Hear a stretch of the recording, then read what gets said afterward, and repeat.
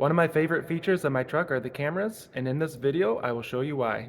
This truck has cameras in the front, under each of the side mirrors, and in the back of the truck. And with those cameras, it produces this view where you can see a complete surround vision of the truck, along with a bunch of other camera options. To get into this view, you simply just need to put the truck in reverse. As soon as you put it in reverse, it'll automatically bring up this camera. Even if you just started the vehicle and the operating system's still booting up, putting in reverse will automatically bring this up immediately. The other way to bring this up is to push the camera's button, which is here. And for me, I dragged it over to the left because I use it all the time. So if you want to do the same thing, you just click and drag, drop it where you want it. I put it right here at the top because I use this every time I drive the truck. So I can push that there and that'll bring it up even if I'm not in reverse.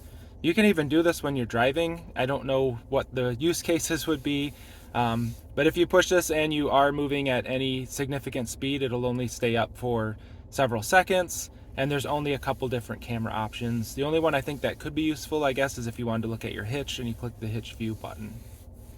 These cameras have made it a lot easier to maneuver and park my truck. I have other vehicles that have similar cameras, but the size of the screen and how clear the picture is significant upgrade over any other vehicle I've ever driven. And really, I have no reason not to park perfectly every time because I can see exactly when I'm between the lines. So as I get ready to park, I will click the button to pull up my cameras, and then I can see the spot that I'm turning into, and as I turn, it'll even show lines, trajectory lines for the vehicle based on how much I turn the wheels. So I can get lined up for the spot I want to park in and know if I'm actually between the lines or not,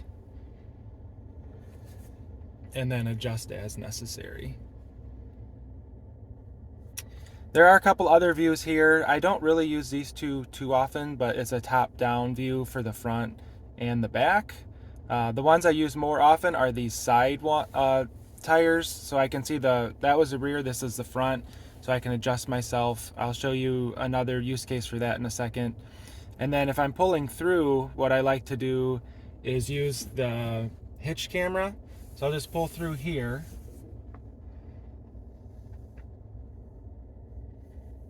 And when I get close to where I think I need to be, I'll put it in reverse, and then I'll switch to the hitch camera, and then I can back up and get right on that line like that.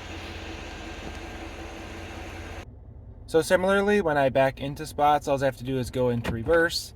I'll have the same cameras, same trajectory lines over here. I can use that to help me line up to get into my spot.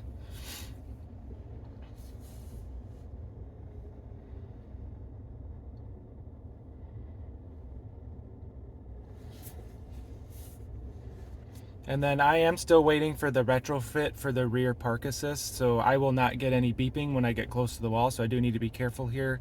But again, I do like to use the hitch camera when I do get close, so I will switch over to that, and it'll allow me to pull right up tight to the wall.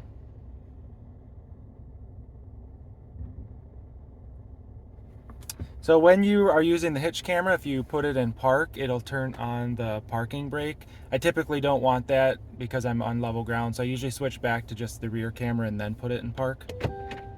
And then I can show you how close I got to the wall.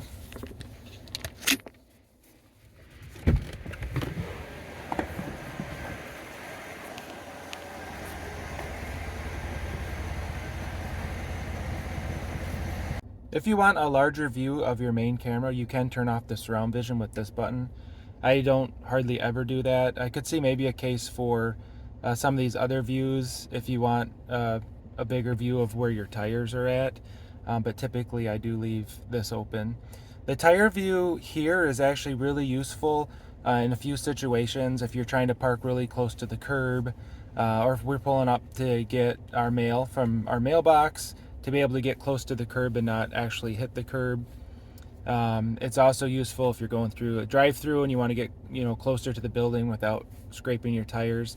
I also use this when I'm pulling into our garage, so we don't have a lot of room in our garage. I need to get the vehicle pretty tight to the right side of the garage to leave enough room for other vehicles. So once I get in the garage a little bit, I'll switch to this camera, and then I'll keep the right side of the truck really close to my workbench. And then when I get far enough in, I'll switch back to the front camera. I have a line on the wall. Once the bottom line of this front view gets to the wall, then I know I can park the vehicle and I'm in far enough that the garage door will close.